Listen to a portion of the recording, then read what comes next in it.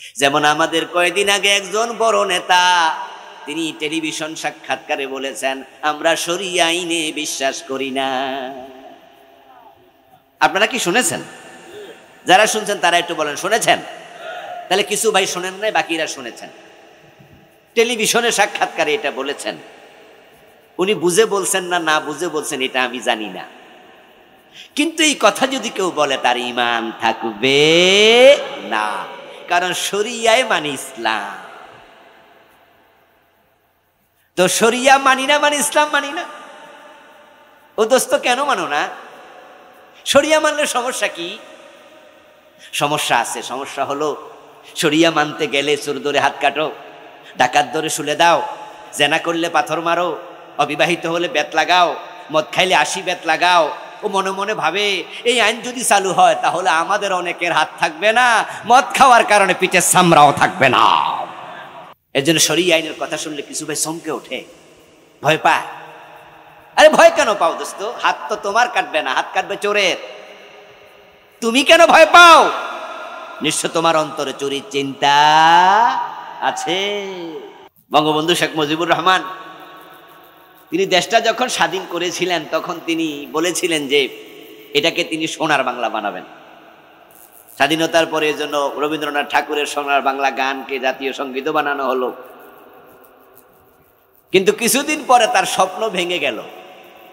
উনি বলতেছে যে লোকগুলাকে সাথে নিয়ে দেশটা সোনার বাংলা বানাতে চাইছিলাম আসলে ওরা ভালো মানুষ না, মানুষ পায় স্বর্ণের খনি, আমি পাইছি চোরের খনি। আফসোস করে বলেছিলেন আমার ডানে চোর, বামে চোর, সামনে চোর, পিছনে চোর। এদেশের মানুষগুলো কোরআনকে মানে না, কোরআনকে ধারণ করে না অধিকাংশ। এই জন্য সোনার বাংলা হয়নি। শুধুমাত্র দেশের টাকা চুরি করা যদি থামানো যায়, পাচার করা বন্ধ করা যায়, দেশ দারিদ্র মুক্ত হতে বেশি দিন লাগার কথা না। মালয়েশিয়া স্বাধীন হয়েছে, স্বাধীন রাষ্ট্র হিসাবে আবির্ভূত হয়েছে 1963 সনে। আমরা স্বাধীন হয়েছে 1971 জোরে কয় না, সব আমারে দিয়া কয়ব। আমরা স্বাধীনতা, বাংলাদেশ স্বাধীন হয়েছে কত সনে? 71, 71। তারা স্বাধীন হয়েছে 1963। তাহলে আমাদের কয় বছর আগে? 8 বছর, মাত্র 8 বছর। মালয়েশিয়াকে আমাদের মতো গরিব দেশ না ধনী দেশ? কি পরিমাণ ধনী কল্পনা করতে পারবেন না যারা যান নাই। মালয়েশিয়া গিয়েছেন হয়তো এখানে অনেকে আছেন। আমিও গিয়েছিলাম 7-8 বছর আগে, 4 দিন ছিলাম। কুয়ালালামপুরে নেমে দেখি এক বিশাল বিল্ডিং, তার নাম টুইন টাওয়ার। ওটার নিচে দাঁড়ায় আকাশ উড়ার মাথা দেখবো, টুপিটা হাতে নিয়ে দেখছি মাটির নিভরে যায় টুপি। 50 তলা বিল্ডিং ছেদে সে কুয়ালালামপুরে কতগুলা আছে গনে কুলানো যাবে না। কিন্তু বলুন তো বাংলাদেশে 50 তলা বিল্ডিং কি একখানো আসেনি? আমরা একখানো বানাইতে পারিনি। তারা আমাদের মাত্র 8 বছরের সিনিয়র। আমাদের দেশে তেলের খনি নাই, স্বর্ণের খনি নাই, তামার খনি নাই, দস্তার খনি নাই। আমাদের দেশে স্বর্ণের খনি নাই, রূপার খনি নাই। মালয়েশিয়া আমাদের মতোই, তাদের দেশও তেমন খনিজ পদার্থ নাই, অল্প অল্প অল্প আছে। তো তারা আজকে পৃথিবীর 1 ক্লাস দেশ হয়েছে, আমরা এখনো কেন রয়ে গেলাম গরিবের দেশ? কেন খাইতে পায় না দেশের মানুষ? আমি একটা কারণ যদি কেউ বলতে বলে সেটাই বলবো, আমরা পেয়েছি অসৎ নেতা, তারা পেয়েছে সৎ নেতা মাহাতির মোহাম্মদের মতো লোক। ওরা চুরি করে না, দেশের টাকা পাচার করে না। যে কোরআন হচ্ছে চুরির বিরুদ্ধের কিতাব নাকি চুরির পক্ষের কিতাব? কোরআন ধরো, কোরআন মানো। আমরাই শুধু কোরআনকে ছেড়েছি। কিছু মুসলমান ইউরোপ আমেরিকা যাবেন, পাশ্চাত্য বিশ্বে যাবেন, কোরআনের যত বিধান তাদের দেশে, কোরআনের যে বিধানগুলো আমি দেখি যে কোনো কোনো ক্ষেত্রে 70, 80, 90% বিধান ওদের দেশে আছে। আমি গত 29 তারিখ জাপানে গিয়েছিলাম। এই 29 তারিখে 2 দিন ছিলাম মাত্র, দেশে চলে আসছি আবার। ছোট্ট একটি ট্যুরে গিয়েছিলাম। আমি হিরোশিমায় গিয়েছি, নাগোয়ায় গিয়েছি। 2 দিনে আমি অনেক সফর করেছি, প্ল্যান ছিল আগেই। জাপানের রাস্তায় আমি একটা কাগজের টুকরা দেখি নাই, ময়লা দূরের কথা। তারা অসুস্থ কেন হবে? আর আমাদের দেশে নাকে ময়লা, গালে ময়লা, খাবারে ময়লা, তা আমরা অসুস্থ কেন হব না? জাপানে 100 বছরের বেশি বেঁচে আছে এমন লোকের সংখ্যা কয়েক হাজার। ওদের বয়সের সীমা বেঁচে থাকা সবচেয়ে পৃথিবীতে বেশি। এবার আপনাদের কাছে আমি জিজ্ঞাসা করি, পরিষ্কার পরিচ্ছন্নতার কথা বেদ, বাইবেল, গীতায় বেশি না আল্লাহর কোরআনে বেশি? পবিত্রতা তারা মানে, সুস্থ তারা থাকবে না, আপনি থাকবেন? প্রিয় ভাইয়েরা, আমেরিকায় যান, ইউরোপে যান, দেখবেন যে কেউ মিথ্যা কথা বলে না, কোন দোকানদার মানুষ ঠকায় না। আল্লাহ তাআলা আমাকে পৃথিবীর অনেকগুলো দেশ দেখার সুযোগ দিয়েছে, যোকে দেখে বলছি। এই অগাস্ট আমেরিকায় ছিলাম 3 দিনে, নিউ ইয়র্কে কনফারেন্স ছিল, এর আগে গিয়েছি আরো 3-4 বার। আলহামদুলিল্লাহ দেখার সুযোগ পেলাম। ওখানে যে কোনো ব্যবসায়ী মানুষকে ঠকাবে, মিথ্যা কথা বলবে, এটা তারা ভাবেও না। এবার বলুন তো, কোরআনে মিথ্যা বলা যাবে না, খেয়ানত করা যাবে না, ওজনে কম দেয়া যাবে না, এই কথাগুলো আছে না নাই? তো কোরআন আমরা মানলাম না, হেরা মানলো। আল্লামা ইকবাল রাহিমাহুল্লাহ, উনি তো ভারতের মানুষ ছিলেন। দেশ বিভক্ত হওয়ার আগে তো পুরাটাই ভারত ছিল। উনি বিলেত থেকে সফর করে দেশে আসেন। বিলাত মানে লন্ডন, ইউকে। উনি বিলেত থেকে ফিরে এসে তখন তার অভিজ্ঞতা শেয়ার করতে গিয়ে বলেছিলেন যে, আমি বিলাত ইসলাম পেয়েছি, মুসলিম পাই নাই, আর ভারত উপমহাদেশে মুসলিম পেয়েছি কিন্তু ইসলাম পাই নাই। এখানকার লোকেরা সব আব্দুল্লাহ, সব আব্দুর রহমান, এরা টুপি মাথা দিয়ে চুরি করে, ওরা পাঞ্জাবি গায়ে দিয়ে মালে বেজাল দেয়, মানুষ ঠকায়, হজ করেছে বোনের হক দেয় না, জোর জুলুম করে পরেরটাও খায়, নিজেরটাও খায়, প্রয়োজনে জাল দলিল করে খায়।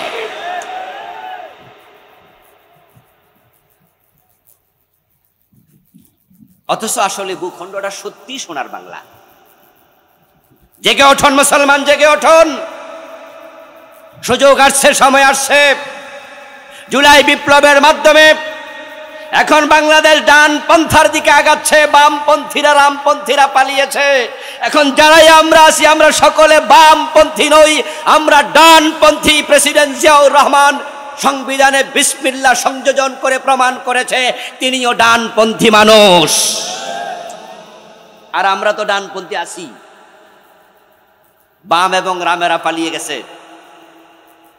তাহলে আমরা যদি আবার সামনে একটু আগাই, কোরআনকে আমরা সংবিধান বানানোর উদ্যোগ গ্রহণ করি, হতে পারে আগামীর সংসদ কোরআনের সংসদ হয়ে যাবে। এ দেশে কি নাই? সবই আছে, শুধুমাত্র ভালো মানুষের অভাব। ভালো মানুষ তৈরি করতে হয়। জঙ্গল বানানো লাগে না, কিন্তু বাগান না বানাইলে হয় না।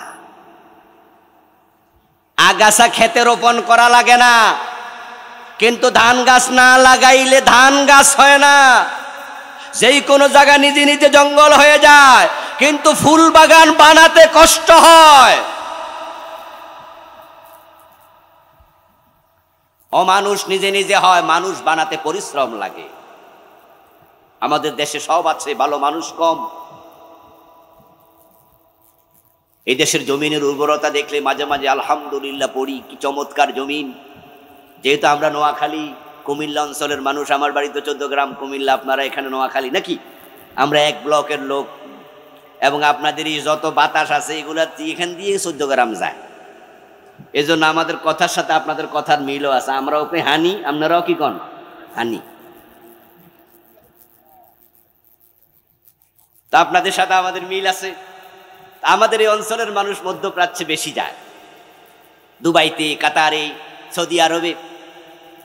দুবাই গেলে দেখবেন যে রাস্তার দুপাশে গাছ আছে, সৌদি আরবও আছে। এই গাছগুলোর নিচে পানির লাইন লাগে। সকালে একবার পানি দিতে হয়, বিকালে আবার দিতে হয়, না হয় গাছ মরে যায়। আর বাংলার মাটি কত উর্বর! সুবহানাল্লাহ, সুবহানাল্লাহ। একটা আম খাইয়া আমের আটিটা আপনি ফেলে দেন, দেখবেন কয়েক মাস পরে নিজে নিজে গাছ হয়ে গেছে। পানি টানি দেয়া লাগে না, নিজে গাছ হয়ে যায়। লাউ ধরছে, খাইতে খাইতে অস্থির। কিছু লাউ আছে বুড়ো হয়ে যায়, শক্ত হয়ে যায়, এখন এগুলো আর খাওয়া যায় না। তখন মা বোনরা কয় বাজারও বেচা যাইতো না, নিজেও খাইতাম না, তাহলে ফালাই দে। রাস্তার পাশে ফালাই দিছে, ওই লাউ আইসা পচে গেছে, খাইছে কাকে? এখন লাউয়ের গোটা কাকে খাইয়া পরে পায়খানা করছে গোটা পুরা। এটা থেকে নিজে নিজে গাছ হইয়া লাউ ধরা যায়, এমন ঘটনাও আছে। কি উর্বর মাটি রে! কিন্তু কিছু চোর ছোট্টার জন্য যারা দেশটারে শেষ করে দিল, ওদের কারণে আমরা গরিব। যদি কোরআনকে ভালো করে ধরা যায়, চোর ধরে হাত কাটার আইন করো, চোর ধরে হাত কাটার আইন করো। যারা গরিব আছে তাদের হাত ইসলাম কাটবে না। খাদ্যের অভাবে চুরি করলে ইসলাম হাত কাটে না, কিন্তু যারা স্বভাবে চুরি করে ইসলাম তাদেরকে ছাড়ে না। অভাব দূর করার জন্য ইসলাম রাষ্ট্রকে বলবে আগে যাকাত কায়েম করে দাও, গরিবের ঘরে ঘরে যাকাতের টাকা পৌঁছিয়ে তার পেটের ক্ষুধা নিবারণ করো। আল্লাযীনা মাক্কান্নাহুম ফিল আরদ আকামুস সালাহ ওয়া আতাউজ যাকাত। আপনারা ভাববেন না ইসলাম ক্ষমতায় এসে হাত কাটা শুরু করে দেবে, না। সালাত কায়েম করবে। ইন্নাস সালাতা তানহা আনিল ফাহশাই ওয়াল মুনকার। নামাজ পড়লে মানুষ এমনি ভালো হয়ে যায়, অর্ধেক এমনি ভালো হয়ে যাবে। এরপরে এবার বলবো আতাউজ যাকাত, যাকাত কায়েম করো। তুখাযু মিন আগনিয়াইহিম ফাতুরাদ্দু ইলা ফুকারাইহিম। ধনীদের থেকে যাকাত নেওয়া হবে, গরিবের বাড়িতে যাকাত পৌঁছিয়ে দেওয়া হবে। ইসলাম যদি ক্ষমতায় আসে, যাকাত নেওয়ার জন্য লাইনে দাঁড়ানো লাগবে না। হযরত ওমর নিজের কাঁধে করে আটার বস্তা গরিবের বাড়িতে নিয়ে গেছে। শুনছেন আপনারা? শুনেছেন? ওমর নিজে কাঁধে আটার বস্তা নিয়েছে। সাইয়্যিদুন নাসি খাদিমুহুম। দারিদ্রতা থাকবে না, যাকাত আসবে, দারিদ্রতা চলে যাবে। কিন্তু কিছু মানুষের স্বভাব পাল্টাবে না, তারা তখনও চুরি করবে। যারা স্বভাবে চুরি করে অভাবে নয়, ওদের হাত কাটা শুরু করা হবে। আর হাত কাটা 6 মাস যদি চলে, 6 মাস পরে আর কেউ ভয়ে চুরি করবে না। ঠেলার নাম মায়ের উপর ঔষধ নাই। কথা হচ্ছে ইয়া আইয়ুহাল্লাযীনা আমানু, ও ঈমানদারেরা শোনো। এখন কারা ঈমানদার, এখানে এবার একটু সামান্য ব্যাখ্যা করা লাগে। আমরা তো সবাই নিজদেরকে পাইকারি ঈমানদার মনে করে বসি। এজন্য যে 5 ওয়াক্ত নামাজের 1 ওয়াক্ত পড়ে না, গত 6 মাস জুমার নামাজটাও পড়ে নাই। যদি আপনি ওকেও জিজ্ঞাসা করেন, কিরে ভাই নামাজ কালাম তো পড়স না, বেহেশতে কি যাইবি না? এমন লোকও আছে জবাব দেয়, নামাজ না পড়লে কি হইছে, ঈমান শক্ত।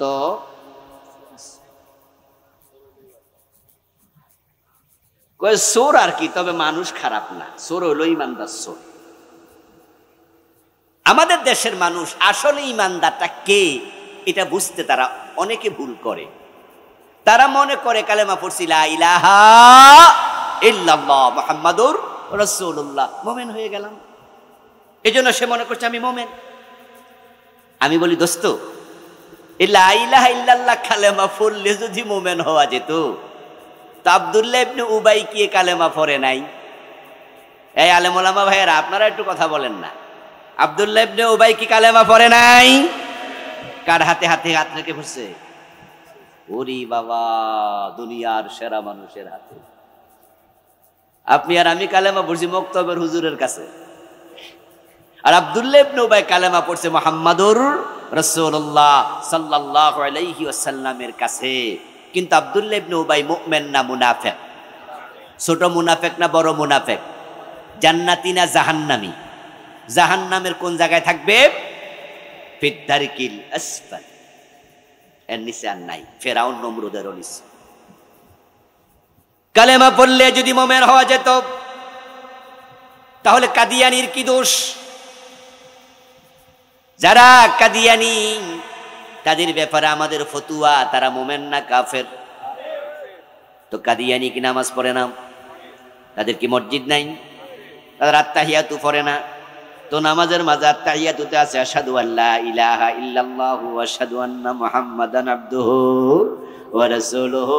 তো কাদিয়ানীতে কালেমা প্রতিদিন বারবার পড়ে তাদেরকে কাফের ফতোয়া কেন দিলেন? তারা তো কালেমাওয়ালা।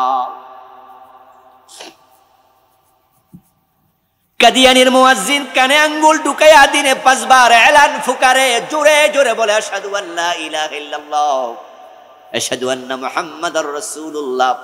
তাদের আজান হুবহু আমাদের মতোই। শিয়াদের সাথে আমাদের আজানের কিছু বেমিল আছে, কিন্তু কাদিয়ানীদের সাথে আমাদের আজানের কোনো বেমিল নাই। আমরা যে আজান দেই কাদিয়ানী হু একই আজান।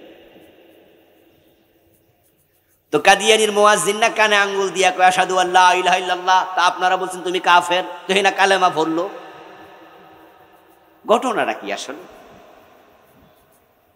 কালেমা পড়লে কাফের নয়, মুমিন নয়।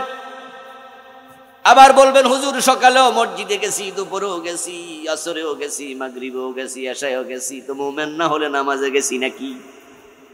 আমার রাসূল বলেন ইয়াতি আলান নাসি জামানুন ইয়াজতামিউনা ফিল মাসাজিদি লাইসা ফীহিম মুমিনুন।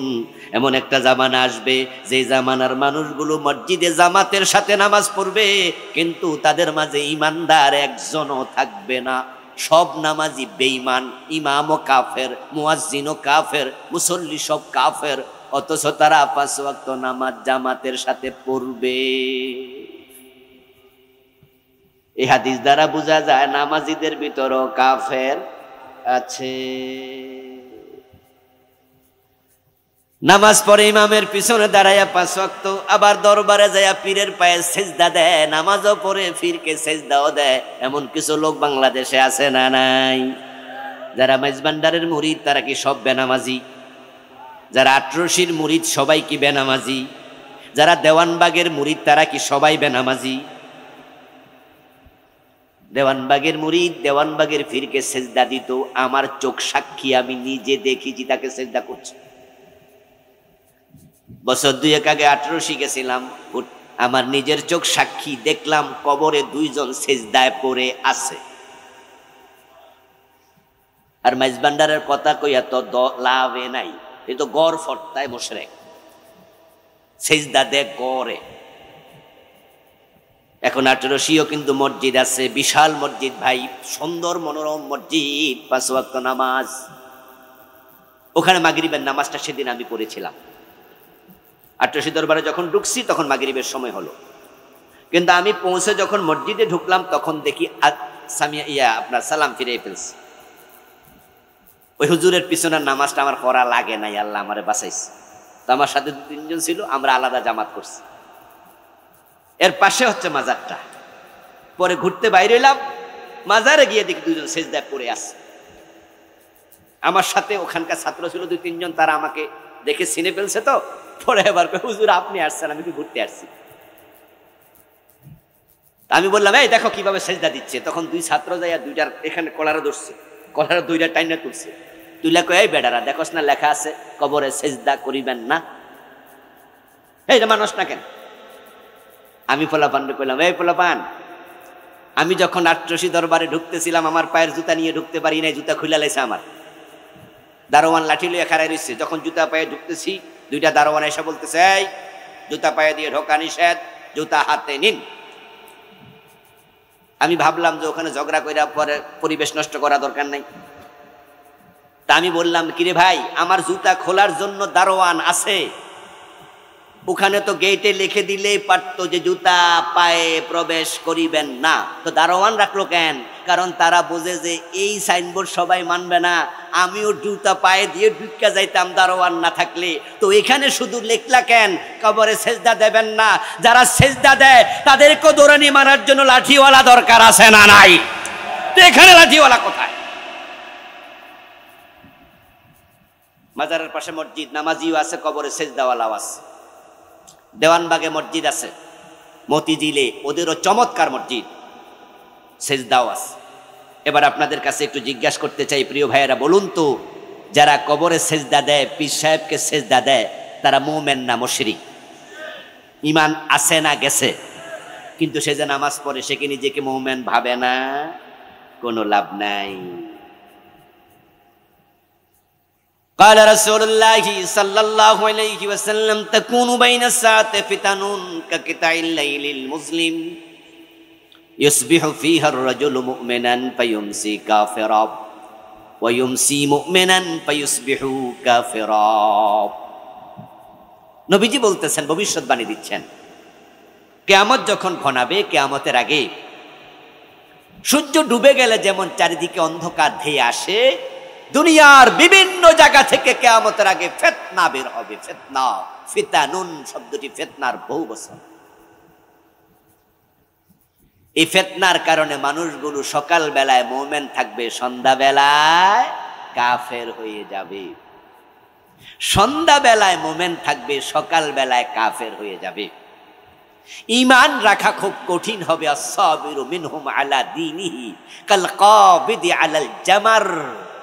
ঈমানের উপর, ইসলামের উপরে টিকে থাকা এতটা কঠিন হবে, হাতের মাঝে আগুনের কয়লা রাখা যত কঠিন হবে।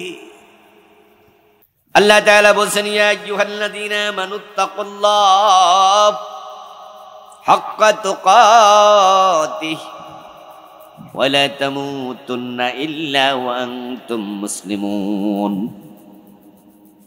হে ঈমানদারগণ, তোমরা আল্লাহ তাআলাকে ভয় করো যেভাবে ভয় করা উচিত, যথাযথভাবে ভয় করো, এবং তোমরা মুসলিম না হয়ে মৃত্যুবরণ করো না। এই আয়াতে মূলত তিনটা অংশ। এক নাম্বার হলো, হে ঈমানদার। যাদের ঈমান নাই, এই আয়াতে আল্লাহ তাদের সাথে কোনো কথা বলেন নাই। আমরা যখন হাজিরা খাতায় ডাকি, ক্লাসে যখন টিচার নাম ধরে ডাকে, যার নাম ডাক দেয় সেই লাব্বাইক বলে, ইয়েস স্যার বলে, হাজির জনাব বলে। যার নাম ডাকে নাই সে তখন ইয়েস স্যার বলার সুযোগও নাই। ডাকবে যাকে, কথা বলবে সে। এই আয়াতে আল্লাহ তাআলা ডাক দিয়েছেন ঈমানদার বলে। তাহলে প্রথম অংশ হলো ঈমানদার। যাদের ঈমান নাই তাদের সাথে আয়াতের কোনো কথা নাই। এখন আমরা যারা আজকের মাহফিলে আছি, আশা করি আমরা সবাই ঈমানদার, আমরা মুমিন। এখন মুমিনদের সাথে ডেকে কথা বলবেন কে? ডাক দিয়েছেন কে? ইয়া আইয়ুহাল্লাযীনা আমানু, ও ঈমানদারেরা। এই আহ্বানটা আমার না, আল্লাহর। এটা আমার মুখ থেকে বের হয়েছে, কিন্তু কথাটা আমার কথা নয়। আল্লাহ তাআলা যখন ডাকবেন, আল্লাহর ডাকে সাড়া দেয়া নফল না ফরজ?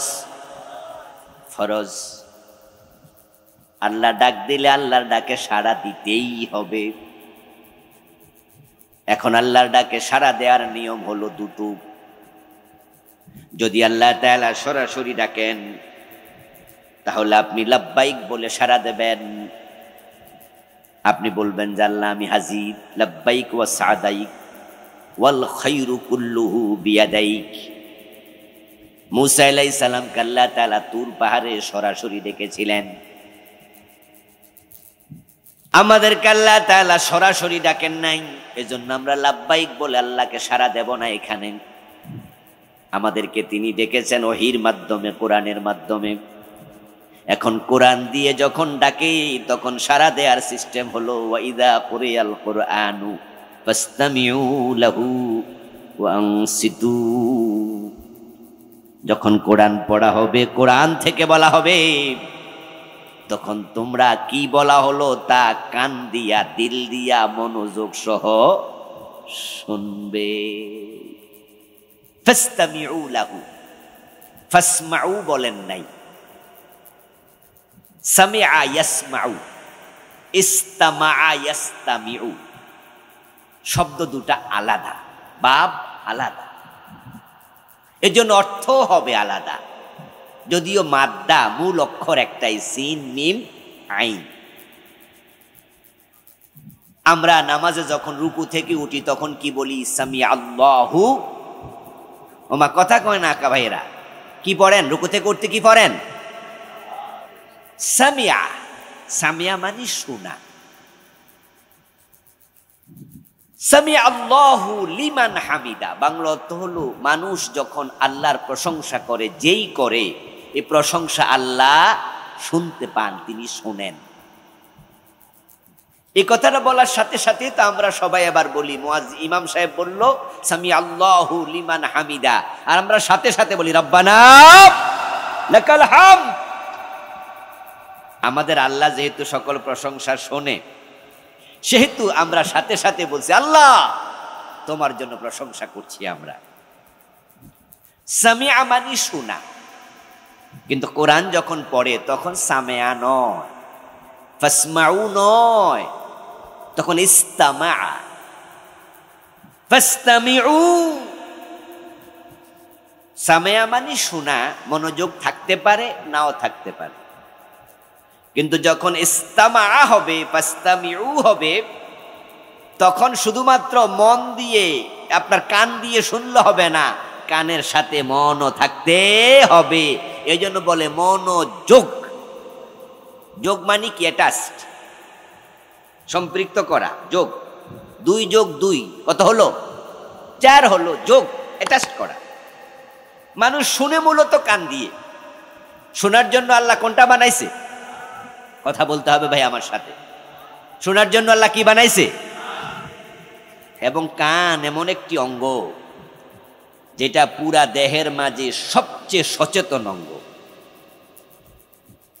এই জন্য মানুষ যখন ঘুমায়, সবার পরে ঘুমায় কে? কান। মানুষ যখন ঘুম থেকে জাগে, সবার আগে জাগে কে? কান। এই জন্য মাঝে মাঝে দেখবেন যে কেউ আমাদেরকে ডাকলে আমরা ঘুমের মাঝে এই ওঠো, এই ওঠো, তখন চোখ কিন্তু বন্ধ, কিন্তু কান দিয়ে আমরা শুনে কই যে উঠতেছি, চোখ এখনো খুলি নাই, কিন্তু কান সজাগ হয়ে গেছে। আবার আপনি মাঝে মাঝে দেখা যাচ্ছে ঘুমাইছেন, তন্দ্রা আছে, চোখ বন্ধ, কিন্তু কে কি কইছে সবে শুনতেছেন। তা আপনি কইতেছেন সকালবেলা, এ মিয়া ঘুমাইলে কি হয়েছে? আমি কিন্তু সব। চোখ নিষ্ক্রিয় হয় আগে, অন্য অঙ্গ নিষ্ক্রিয় হয়ে যায় আগে, কান নিষ্ক্রিয় হয় সবার পরে। এটা খুব সেন্সিটিভ অংশ, দেহের মাঝে অত্যন্ত সচেতন অঙ্গ। এ কান দিয়ে মানুষ শুনবে, কিন্তু কানের শোনাটা তো গরুও শোনে, ছাগলেও শোনে, কিন্তু গরু ছাগলের কোনো দিল নাই, তারা মন দিয়ে শুনতে পায় না। তাদের একটা কলব আছে, তবে ওইটার মানুষের কলবের মতো সক্রিয় না। এই জন্য তাদেরকে জাবিউল উকুল বলা হয় না। কলব মানে হলো গিলা, মুরগির গিলা আছে না? এই নোয়াখালীর লোকেরা কথা কয় নাকি রে? মুরগির গিলা আসেনি, গরুর গিলা আছে, এটারে কলব বলে। এটা কলব, তাদের কলব সক্রিয় না। আমাদের কলব বড় সক্রিয়। এই জন্য আমাদের ব্যাপারে ইস্তেমা শব্দ প্রয়োগ হয়েছে এখানে। আপনারা যারা হাল চাষ করেন, হাল চাষ করলে গরুরে কিছু শব্দ বলেন না? এই হেই হেই হেই হেই হেই হেই করলে গরু আড়েনি। আবার যদি থামাইতে চান তখন কি কন? হ হ হ হ, দেখবেন যে হে থাইমা যায়। তাহলে বোঝা গেল শোনার মতো কান তারও আছে। আচ্ছা, হে যে হেই বুঝলো, হ বুঝলো, এবার যদি তারে আপনি বলেন যে গরু আমি একটু বাড়িতে যাইতেছি, তুই একটু খাড়ায় থাক, এগুলো তো বুঝবে না, না আর বুঝবে না। কান আছে, কিন্তু সে বেশি বুঝার ক্ষমতা তার আর নাই। আপনি যদি গরুরে ঘর থেকে বের করে বলেন যে গরু ওই যে আমাদের ক্ষেতটা আছে না, ওখানে হাল চাষ করবো, তোরা দুজন মিললে ওখানে জায়গা, আমি আধা ঘন্টা পরে আইতেছি, যে খাড়াই থাকবো, এটা যাইবো, সে হু হই হই কয়েকটা বোঝার পরে আর না। আমার বন্ধু, মানুষের কলব আছে, মানুষের কলব আবার 2 প্রকার। কিছু মানুষের কলব গরু ছাগলের মতোই নিষ্ক্রিয় হয়ে গেছে, ওদের কাছে আর বুঝ নাই, তারা চোখ দিয়ে যা দেখে ওটাও তারা চশমা দিয়ে দেখে। তাদের সামনে কালো চশমা, তাই দুনিয়া কালো, রঙিন চশমা দুনিয়া রঙিন। সাদা চশমা, দুনিয়া সাদা, আসল চোখের পাওয়ার তাদের নাই, তাদের বুঝের পাওয়ারও নাই। লাহুম কুলুবুন লা ইয়াফকাহুনা বিহা ওয়া লাহুম আযানুন লা ইয়াসমাউনা বিহা ওয়া লাহুম আ'য়ুনুন লা ইউবসিরুনা বিহা উলাইকা কাল আনআম। আল্লাহ বলে চোখ আছে দেখে না, কান আছে শোনে না, কলব আছে বোঝে না, ওরা হলো গরু ছাগলের মতো। বাল্যহম আদাল, বরং আরো নিচে। এজন্য কোরআন থেকে তারাই শুনবে যাদের ইস্তেমা করার যোগ্যতা আছে, কলব সক্রিয়। কান দিয়া তারা শুধু শুনবে না, কানের সাথে মন লাগাইয়া শুনবে। তাহলে কোরআনের কথাগুলো কলবের মাঝে তাসির করবে।